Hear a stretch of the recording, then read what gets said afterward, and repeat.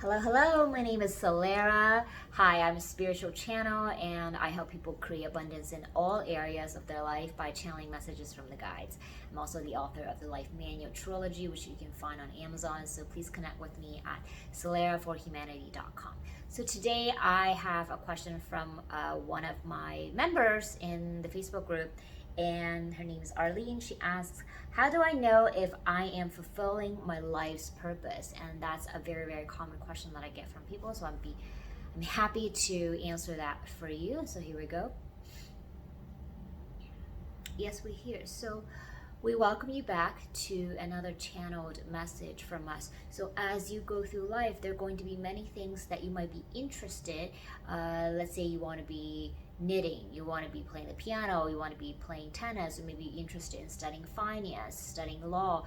There are a variety of things that might interest you. And people very often confuse what they do and what they're interested with life purpose. Okay, so we want to say that life purpose in essence is something that is the same for everybody. Okay, in essence, life purpose is the same. However, the kind of purpose that you are asking us specifically is related to your career. What are you here to do? How are you? What do you need to do to be spending time, on planet Earth? So we want to put it this way: your time on Earth is not always about fulfilling a specific duty. Okay, sometimes you may think that, oh, I'm here to do a certain career, and I'm here to open up a business, and I'm gonna here to be a lawyer. Your job is a preference, and your job can easily change. Okay, what that means is, let's say that today you like to eat hamburger, and next week you like to eat sushi, and the following you want to be eating spaghetti. So your preference, right, can change from week to week to week depending on what you're interested in eating. So your career choice in many ways is sort of similar. You don't have to stick to one thing. And the reason why we're telling you this is because we don't want you to feel like you are going to be just you have to be chasing after some kind of dream career. We say whatever you're interested at the moment, just go for that. Yes, some souls, they have sort of pre-designed a curriculum. It could be around designing something, could be around fighting for justice. There's a kind of a theme in their life, so their career will fit into that theme for their own personal curriculum, for their own personal life lesson, so to speak. Okay, so then they would naturally go towards a career that would fit that criteria. But ultimately, we want to say, what you choose to do with time is determined by you. So you don't need us to tell you what kind of job you should take. You don't need your parents to tell you what kind of job you should take. You don't need your friends to tell you what kind of job you should take. It is really about who you are and what you are interested in life. So let's say for a 5-year period, you're interested in knitting, and that's all you do, and then you teach other people how to knit, and then you create a knitting class, and then you start to have an online business around knitting, and you sell yarns and you sell the needles, all that stuff. We see that's fine. It's something that you deeply desire, then just go for it.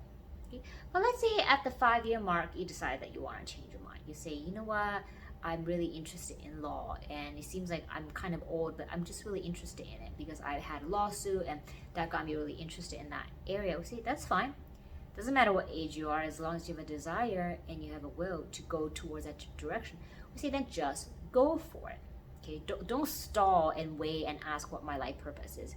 The key is actually just keep moving towards that direction. And then for the next 10-year period, you go to law school, you get a job being an attorney, and you practice, and you create a thriving practice for yourself.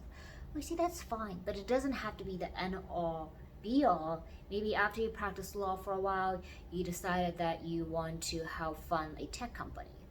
Something could be really random, right? They don't always have to seem like on the same line. They could be different lines of interest. Okay? What's really important for you to ask yourself is, what do I enjoy now? Don't ask yourself, what would I enjoy 10 years from now on, or 20 years from now on, right? People always want to set these really far out goals. We say it's fine to have some kind of goal, but very often your vision is so small compared to the one that the universe has for you, that you're actually limiting yourself. Okay, but some people say, no, you don't understand. My vision is huge. That's why I'm so afraid. I don't want to go there. I want to be this famous person on stage singing. And we say, well, partly it could just be your ego telling you that that's what you want to do.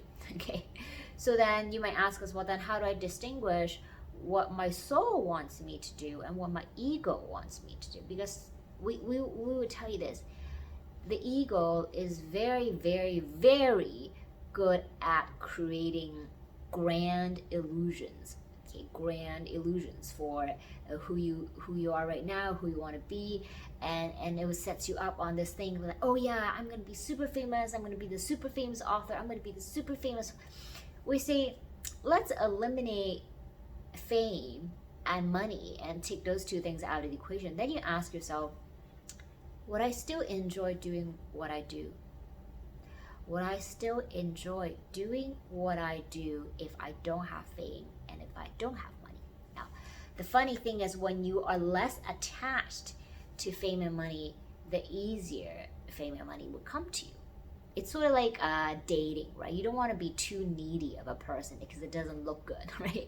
And it doesn't feel good to the other person. But if you're a little bit less detached and just, be open, then it's easier to actually form a good relationship with another person. We say, well, your career, your life purpose, okay, in the way that you understand life purpose is sort of similar. Okay, so that's what we would say for now. I would say, don't worry about it. Whatever you're interested at the moment is the right path for you, and it will lead you to the next step, and it will lead you to the next step, and it will lead you to the next step. Okay, we will close the reading for today.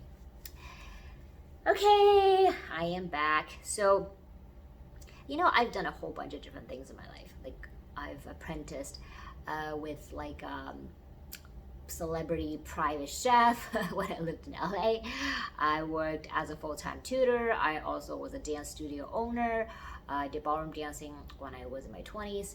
And I worked in IT also. So I felt like one thing just led to the other thing, and then the other thing led to like the next thing, and then the next thing led to the next thing. So it didn't really matter, in my personal opinion, what I was doing. I just did what was interesting to me at the time. And then here I am today, working as a full-time channel and, author and teacher. So I don't know how I end up here, to be honest. But I think I always had this attitude of being open to whatever the universe had in store for me. And I find that most people, the problem is you just really want to be in control. You really want to determine what your next step is instead of allowing the next step to come. And that might be something that you might want to journal about. It's like, why am I such a control freak? Or maybe if you're not a control freak, you can say, okay, what is it that I'm doing to block my next steps or my next dream to come to me? So it'll be useful to just write it out sometimes and see what comes up for you. So I hope that's helpful. And I will finish for today. See you next time. Bye.